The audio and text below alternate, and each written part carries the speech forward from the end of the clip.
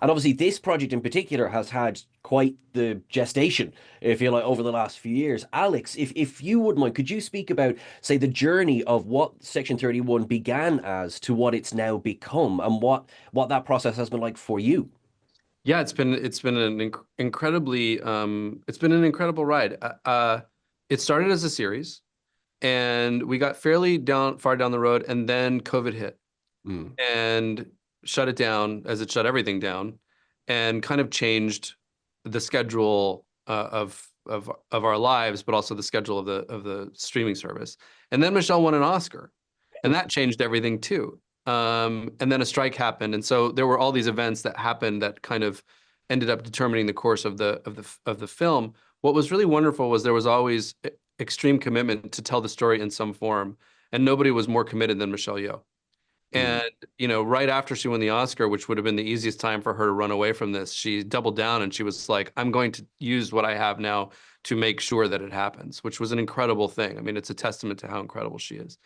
What was great was that Craig Sweeney, who had been our showrunner and is now the writer of Section 31, had done a lot of work to really think about the world of Section 31. And it's an interesting world because it's the world outside of Federation space.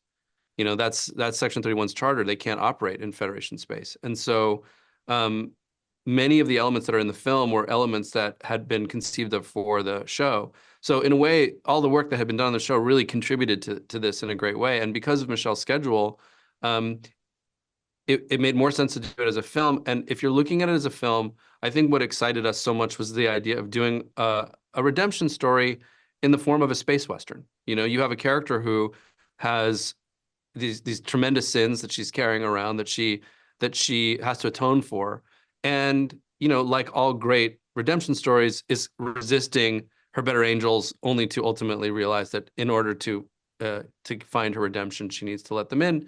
And that's particularly fun for a character like Giorgio, because she's so funny and because she's so wry, and she has an edge to her that makes it unprecious, which was very important to us as well.